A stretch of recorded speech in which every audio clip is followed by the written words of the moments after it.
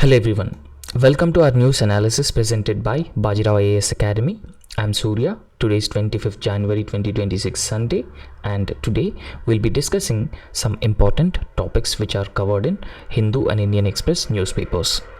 We'll be understanding about the difference between parole and furlough, and this is based on a UPSC's previous year prelims question. And then we'll also understand Trump's claims over Greenland, and what was the exact reason that Trump has been claiming the sovereignty over Greenland. And then we will also understand the central bank digital currencies and how BRICS countries can come together and they can start trade in the central bank digital currencies. We'll also understand in this is as well. And then we'll also look into the changed or revised cadre allocation policy for all India services by the center. So these are the topics which could be important for both prelims and mains examination. So first of all, we'll understand the difference between parole and furlough. Now also understand that in 2021 prelims examination, so there was a question asked about parole. And you could see the question as well with reference to India. Consider the following statements. When a prisoner makes out a sufficient case, parole cannot be denied to such prisoner because it becomes a matter of his or her right. And the second statement says that state governments have their own prisoner release on parole rules. Now the correct answer for this question is B2 only, but in this we'll understand what is the difference between parole and furlough. Whether these things are a right for a person who is already sentenced by the courts or not. So this will be understanding in the context of Engineer Rashid, and he gets the custody parole to attend the parliament. So in this context, we'll be understanding the difference between parole and furlough. Now, let's first look into the parole and furlough. Now, in fact, if you look at the furlough, it is actually a matter of right, but not many are aware about this furlough. And when this furlough is granted to a sentenced individual, in fact, it is usually granted after 1 year in a jail, and maximum it will be given for 21 days a year. And also understand that furlough is a matter of right, that most of the people are not aware about this. And then other features with respect to furlough, if you talk about this, it is actually granted periodically.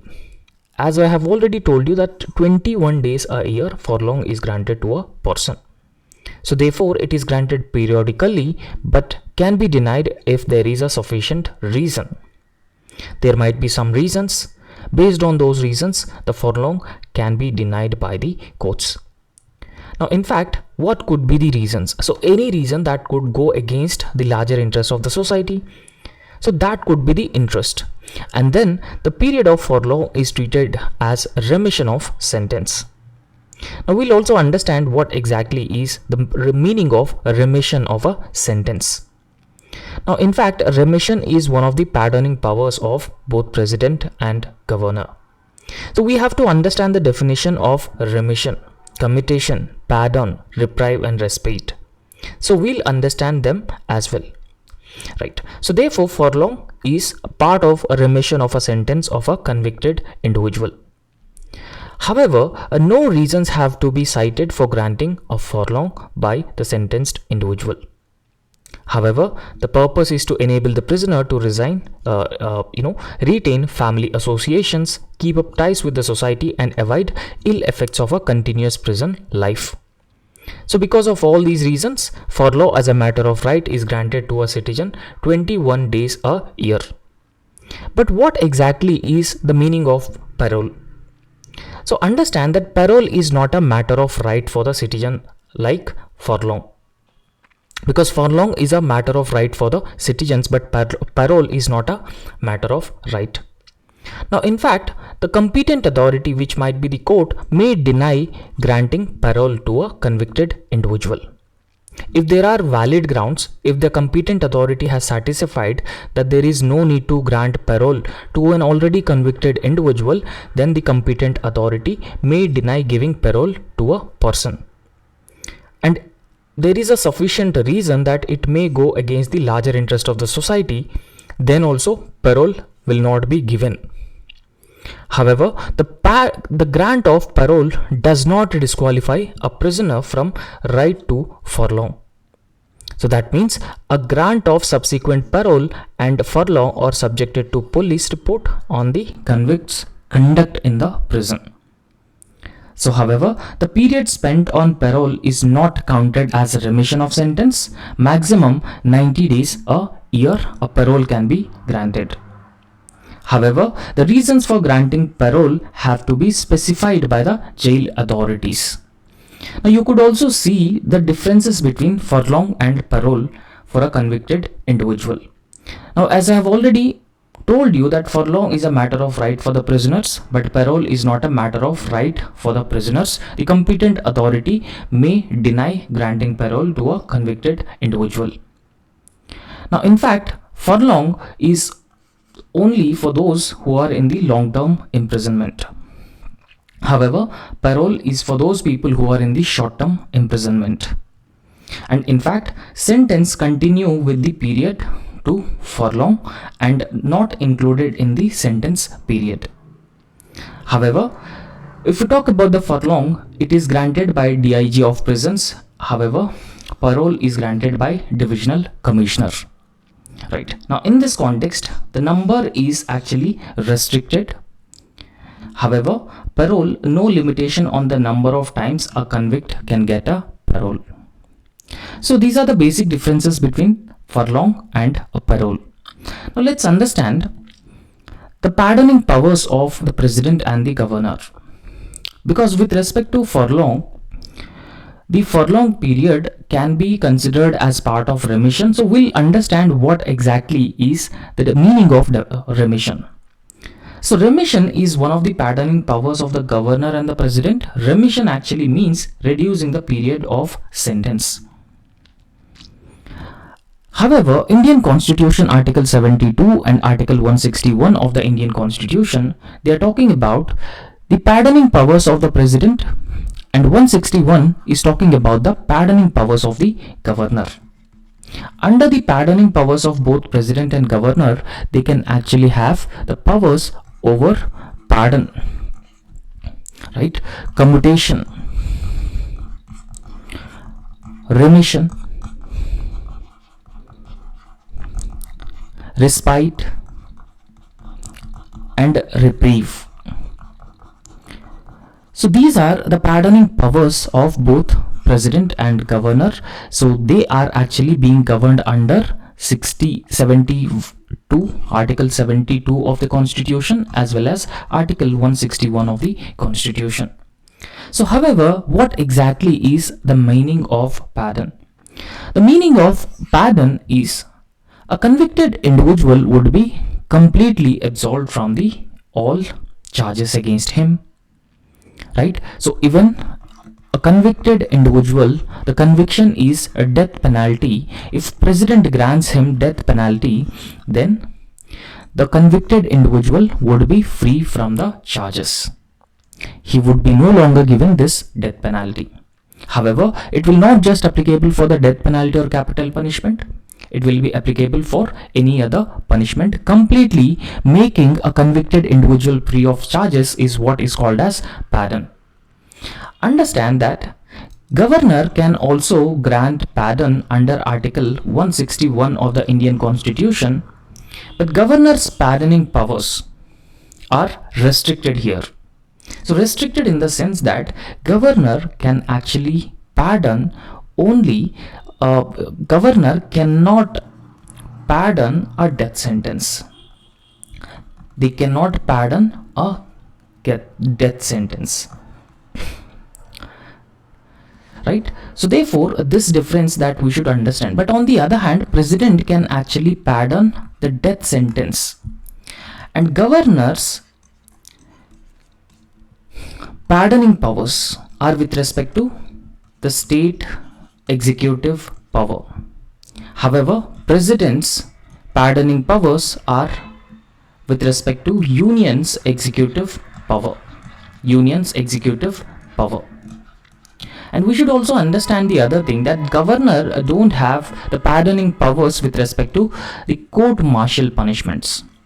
the court martial punishments, governor will not be having any powers, but president can actually have the pardoning powers with respect to the court martial punishments, because president is known as the commander of the armed forces, chief commander of the armed forces. So therefore, these are the differences between the pardoning powers of the president under Article 72 and governor under Article 161. So as I have already explained what exactly pardon, it removes both the sentence and the conviction on a person. Right. The second, reprieve. If we talk about reprieve, a stay of the execution of a sentence. A sentence will not be executed or it might be postponed. Respite, awarding a lesser sentence in the place of a one originally awarded. For example, a 10 years of rigorous imprisonment, and this will be reduced to 5 years of rigorous imprisonment. And if we talk about the commutation, the substitution of one form of a punishment with a lighter form of punishment. What exactly it means? For example, imagine a person is convicted with a death penalty. So death penalty is a harsher punishment, and those who gets the commutation from president and governor, the death penalty may be commuted to the life imprisonment. Death penalty may be commuted to life imprisonment. Or those people who gets the life imprisonment, their punishment further reduced to 5 years or less than that. So these are the pardoning powers of the governor and the president. I hope you have understood these two. And let's understand another very important topic, which is about Trump's claims over Greenland. What exactly the key factors which are actually driving Donald Trump to claim sovereignty over Greenland, or his ambitions to capture Greenland? We all knew that Trump has been giving the reasons of national security to capture Greenland. However, as per the geopolitical experts, the main reason for Trump's claims over Greenland are strategic and mineral resources which are available in the Greenland, rather than the national security concerns. Now, in this context, we'll understand what are the key drivers behind this move from Donald Trump and why Donald Trump has refused to use force to capture Greenland. In case of use of any force on Greenland, then what will be the consequences? We'll be understanding everything in detail. So we have already discussed this in our previous classes as well, but now we'll try to understand this in detail. Understand that Greenland is an autonomous territory which is under the Denmark's sovereignty or Danish sovereignty. Greenland is also world's largest island. Greenland is located in the Arctic Sea. If you open the map and if you look at the map, Greenland is located in the Arctic Sea, and it is also world's largest island, and it is also an autonomous region, a part of Denmark, with close to 50,000 population. However, what happened was recently Greenland became a center of a flashpoint, or an unexpected flashpoint in a global geopolitics, following the repeated claims by the US President Donald Trump that he wanted to capture Greenland for the national security reasons. What reason Donald Trump has been giving? It is the national security reasons.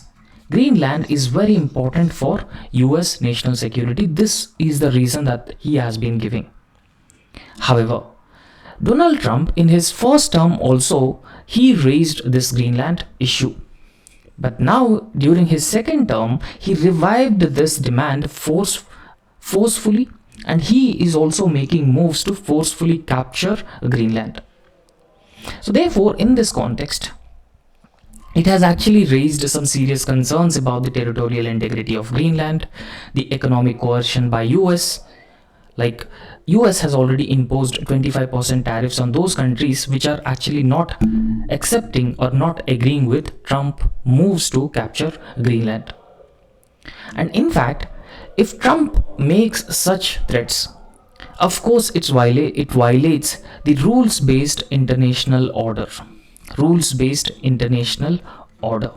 Now, in fact, once US was considered as the leader of rules-based international order because use of any force against Greenland is the clear violation of another country by US. Therefore, it amounts to the violation of rules-based international order. So therefore, there will be a serious global implications or transatlantic implications if Trump uses force to capture Greenland. Now let's understand Trump's renewed push for Greenland in his second term. So let's understand that Trump has actually suggested the idea of purchasing the Greenland during his first term when he was the president of US. However, this proposal was opposed by Denmark. And in fact, Denmark swiftly rejected this proposal of Donald Trump. No, Greenland is not for sale, and that was the attitude of Denmark. Now understand that Greenland is not a nation. Greenland is an autonomous region within Denmark. Now Denmark provides currency, communication, security and defense for the Greenland, and the local governance, health, education, so everything is looked after by the Greenland itself, and that's how we can say that it is an autonomous region under the sovereignty of Denmark. However, during the second term of Trump, so this issue has further escalated because in January 2025, Trump has actually reasserted his demand for the Greenland after he captured Maduro of Venezuela. Now, those countries which are not ready to accept Trump's plan to exceed or Trump's plan to conquer Greenland, on those countries, Trump has actually imposed tariffs, and it is being considered as economic coercion on the part of US. Economic coercion that US has actually used on European Union countries. And in fact, Trump has also threatened to use the military force to capture Greenland as well. However, understand that in January 2026, US President Donald Trump has imposed 25% tariffs on 8 European Union countries, including Denmark, France, Germany, all those countries which are against Trump's plan to conquer or Trump's plan to capture Greenland. However, recently, the World Economic Forum Summit took place in Davos, and dignitaries from all countries are attending this World Economic Forum in Davos. And Donald Trump has also participated in this World Economic Forum Summit, and in this forum, he gave a speech. Now, in this speech, Trump has said that force will not be used to capture Greenland. With respect to Greenland, force will not be used because Trump might have understood the potential legal challenges and European Union's countermeasures if Trump uses force against Greenland. So this is what he said in the World Economic Forum Summit at Davos. However, Donald Trump has announced a vague framework for the future deal to have a greater control over the Greenland and in the Arctic region as a whole. So therefore, it has been suggesting that there will be a prolonged discussions without revealing the concrete terms of those discussions with the countries which are important stakeholders. However, let's understand the strategic importance of Greenland. So why US president is wanted to have control over Greenland? What are the reasons for that? Now we'll understand these reasons in two important headings. The first one is Arctic security and the military positioning. So because Greenland, which is very close to Arctic, very close to Russia, it occupies a crucial strategic location in the Arctic region. And apart from that, Greenland is also very close to the United States. So because of all these reasons, Greenland can actually offer advantages in terms of missile defense, surveillance, and even emerging shipping lanes as well. So how shipping lanes are emerging now? So earlier, this Arctic region is full of ice, but because of global warming, climate change, melting glaciers are actually leading to emerging shipping lanes. Now, Trump has been claiming that the melting glaciers and emerging shipping lanes might increase the presence of China and Russia very close to Greenland. If Russia and China's presence near Greenland might threaten United States security. This is what his claims over Greenland. Now, in fact, their administration has already claimed that there has been an increased presence of Russian and Chinese vessels and their influence near Greenland. And it could emerge as a threat for US security in the long term. However, in fact, as of now, there is no substantial presence of Russia's and Chinese vessels near Greenland. Right? So apart from that, if you look at the existing security arrangements for protecting Greenland or protecting Arctic region under 1951 US-Denmark Defense Agreement, so this agreement was signed between Denmark and US. Now, in fact, under this agreement, US already has the right to expand its military presence if it wanted. Now, understand that during Cold War times between US and USSR, nearly 10,000 US troops were present over Greenland based on this 1951 US-Denmark agreement.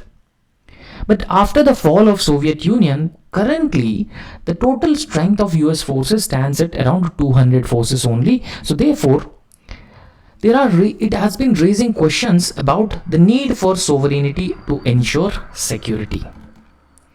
Right. Now, in this context, Greenland is also a region which is very important for economic and resource strategic minerals or critical minerals, rare earth elements, and it is also having some economic importance as well. Now, if you look at the mineral resources or the natural resources which are located in Greenland, Greenland is very well known for the vast reserves of crude oil, natural gas, and even minerals for the defense, electronics, and even the clean energy technologies. So US has been looking for these critical minerals. US understood that the critical minerals are the future.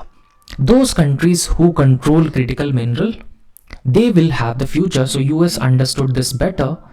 So therefore, since Greenland is known for the vast mineral resources, this could be one reason that US President Donald Trump at any cost he wanted to capture Greenland. And in fact, 25 of 34 critical minerals, they are being identified by the European Commission, including graphite, titanium, and all of these critical minerals are actually found in Greenland. So you can understand the importance of Greenland better.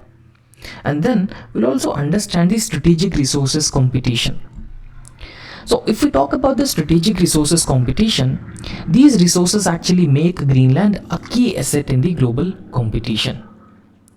Right? So at the same time, also understand as of now, several countries are dependent on China for the critical mineral resources. And in fact, US itself has dependent on other countries for the critical mineral resources. But critical mineral resources are very important for new technologies.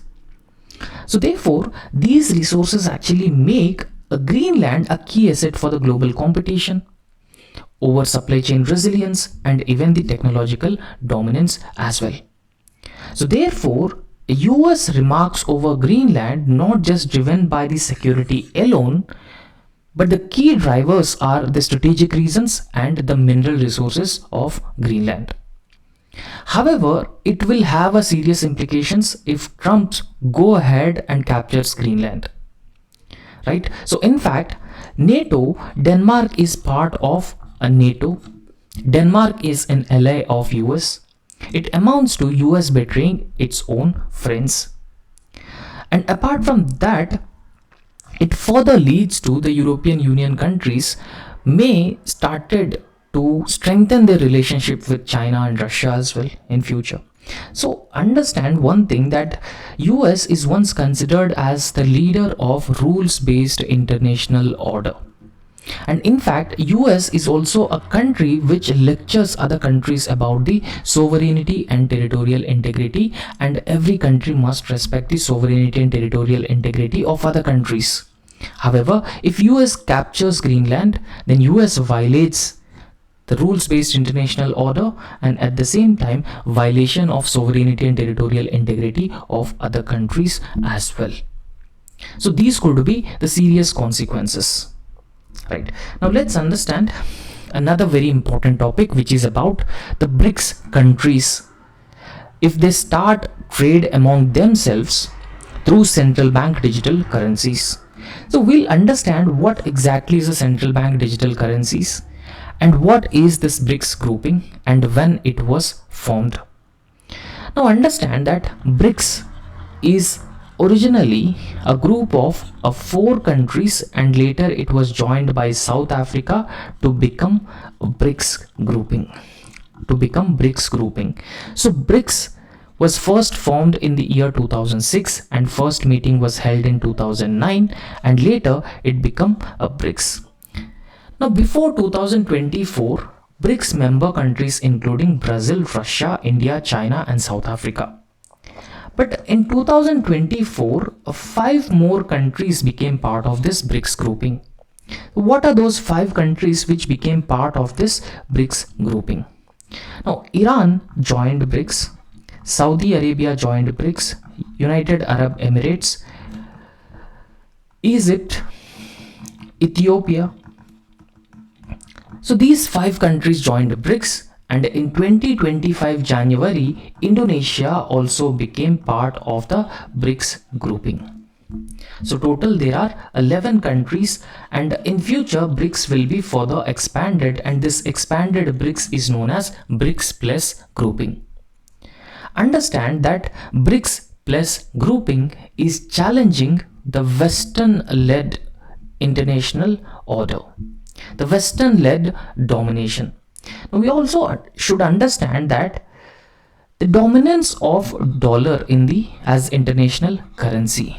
We know about this dominance of dollar as international currency, and even if these BRICS countries, if they wanted to trade among themselves, most of these countries use dollar as a currency. But what has been happening is that this dominance or huge presence of dollar in the international economy leading to US arming or weaponizing dollar, right? So how US weaponizing dollar? US has been imposing sanctions on countries. Through imposing sanctions on countries, US has been weaponizing dollar. So recently, the Reserve Bank of India proposed that how about trade among all these BRICS countries or BRICS plus countries through the central bank digital currencies which are created by the central banks of all these BRICS countries, instead of undertaking trade through the dollar, right? So therefore we should reduce the dominance of the dollar and we should trade within these BRICS countries through the digital currencies created by the central banks of the respective countries. Now in this context, we'll understand what are the central bank digital currencies, what are the benefits, what are the challenges of this suggestion given by the Reserve Bank of India. So understand that there are several media reports recent times, and these media reports have been suggesting that Reserve Bank of India. So Reserve Bank of India has been encouraging the Indian government to use India's BRICS chairmanship. So also understand that 2026 India is going to host the next BRICS summit. So all the BRICS members will come and attend this BRICS summit this year. So therefore, India should use this BRICS chairmanship in 2026 to promote the use of central bank digital currencies for the cross-border payments for the trade among the BRICS countries. And this is a very important suggestions made by the Reserve Bank of India.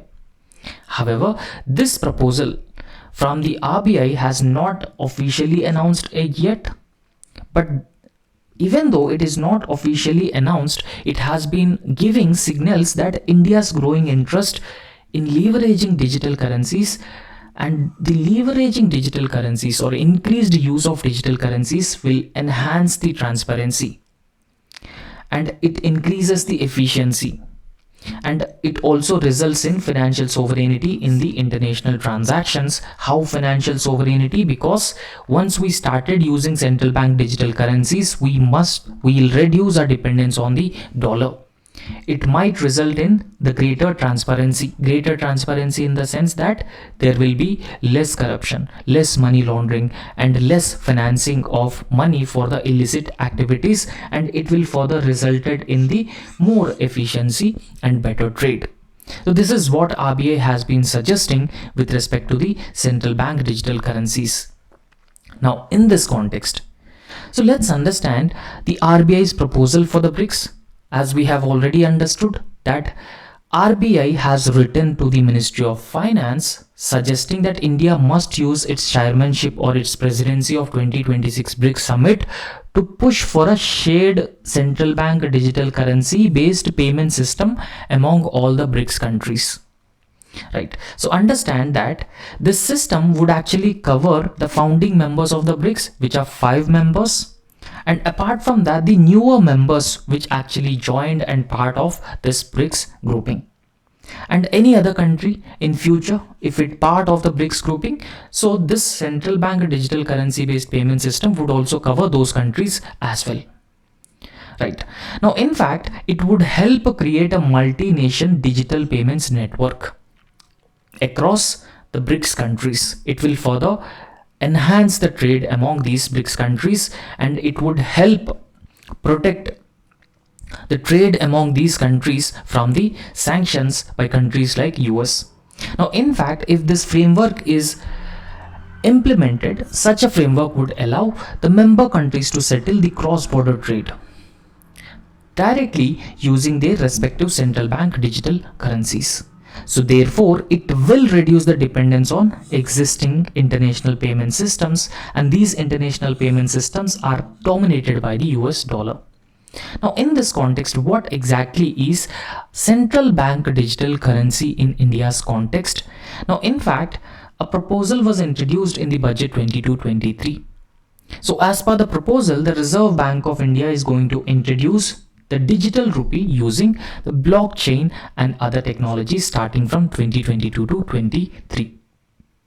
Now in fact, this will lead to a more efficient and a cheaper currency management system if it is implemented, and it will also give a boost to the digital economy and better trade among the member countries. So let's understand what exactly is the central bank digital currency. Now central bank digital currency is a currency or which is also known as a legal tender, and it has been issued by a central bank. In fact, the central bank will issue this currency and it is completely in the digital form. However, in fact, RBI has already introduced this e-rupee, which is in digital form on a limited scale in India. However, unlike money held in bank accounts, the central bank digital currency are stored in digital wallets and act as an independent store of value. Right? So however, how does the central bank digital currencies differ from other digital payment systems? What exactly is the difference between both? Now, if you carefully look at the difference between central bank digital currencies and how they differ from the digital systems, for example, you are using UPI, and the UPI is different from the central bank digital currencies, because when you are transferring money in a UPI app, you transfer money between the bank accounts, one bank account to another bank account. But the digital rupee, you will not transfer money from one bank account to another bank account. Rather, you will transfer this e-rupee or digital currency from one wallet to other wallet. Right. Secondly, each transaction is recorded in the blockchain. So if a transaction is recorded in the blockchain, it will not be corrupted, and it is a most secure transaction. And apart from that, it is immutable digital ledger as well. and there will be a less scope for cyber crimes as well if a transaction is channelized through blockchain technology. However, there are private cryptocurrencies as well. On private cryptocurrencies like Bitcoin, the central banks have they don't have any control, I would say. Right? For example, Bitcoin is known as a private cryptocurrency. On private cryptocurrencies, central banks will not have no control, no regulations. But central bank digital currencies are issued by the central banks, and they can regulate them, and they are even backed by the central bank as a legal tender. So legal tender in the sense that you can pay this money to anybody to purchase goods and services, and the other party will also accept this, right? So therefore this is a legal tender, and apart from that it is also backed by the central bank, and it will be having a fixed equal value to the national currency, right? So this is the central bank digital currency and how it is different from the currencies. Now what is the difference? What are the benefits of the central bank digital currency for the cross-border payments? So let's understand this aspect as well. So how it is going to benefit the BRICS countries? Now, if all BRICS countries started making cross-border payments for their trade in these central bank digital currencies issued by all the central banks of BRICS countries, so most of these central bank digital currencies are blockchain based. So there are a lot of advantages for the blockchain based central bank digital currencies. They are immutable, and apart from that they are more secure, and therefore it results in transparency, lesser scope for the cyber crime, cyber security issues, and these transactions are also permanently recorded in the blockchain and they cannot be altered at any cost. So therefore there are several ways through which this illicit financial flows are actually being made. The organized crime networks, drug dealers, weapons dealers, terrorism, radicalization, right? So therefore all these things are illicit financial flows, including the money laundering, black money. However, the central bank digital currency will results in transparency. There will be a greater transparency, and it is controlled by the central banks. It is regulated by the central banks. So therefore it actually brings a greater transparency. And then we have to talk about the programmability and efficiency of the central bank digital currency. Now understand that these central bank digital currencies can be programmed for the specific purpose. Specific purpose in the sense that this digital currency cannot be used for any other purpose if it is programmed for one single purpose. And in fact, it can also be restricted based on geography, merchant type, expiry dates, and even the transaction categories as well. So there could be restrictions that can actually be imposed on the digital currency. And if additional details are programmed with the central bank digital currency, and that could include the additional details about payers and payee, and therefore it would further enhances the regulatory oversight about the transactions that are being made. And then we'll also understand about the geopolitical and trade advantages in this context. So what geopolitical and trade advantages it might have? Now in fact, BRICS countries actually do trade among themselves. For example, India imports oil from Russia. So once India imports oil from Russia, India can actually make payments to Russia in this digital currencies. And not just Russia, and to other countries as well. Currently, on Iran, US has imposed sanctions. On Russia, US has imposed sanctions. They cannot freely use the dollar for the trade. So therefore, this can actually provide an alternative for these countries to overcome the sanctions imposed by US, and at the same time it will also leads to the de-dollarization of the global currency, or reducing the dominance of the dollar over a period of time. And it will also help India reduce its dependence on dollar. right? So in fact, the national currency settlements are currently used among these BRICS countries, but they are very limited in scope. However, if central bank digital currencies offer a more sustainable and technologically robust alternative among the BRICS countries to continue their trade. However, it involves several risks and challenges. The first challenge that these BRICS countries central bank digital currencies face from US. Because if BRICS countries started doing trade in these central bank digital currencies instead of dollar, then US might retaliate this move. Because US President Donald Trump has already threatened that if BRICS go for the de-dollarization, or if the BRICS has adopted any initiative, any measure that could result in de-dollarization of currency, then US will impose tariffs on these BRICS countries. And also understand that US has already imposed 50% tariffs on Indian goods. Now, in fact, also understand that India is also part of this BRICS Plus grouping. Now, more sanctions India cannot afford at this point of time. So therefore, moving towards the central bank digital currency based trade could invite more economic pressure from US, especially looking at the current tariffs on India's exports. Now, apart from this challenge, there could be other challenges as well, particularly the regulatory and legal complexity. It is not easy. So, because there are multiple central banks. So therefore, when you are trading with another country, there will be the regulatory frameworks you need to understand, you need to overcome.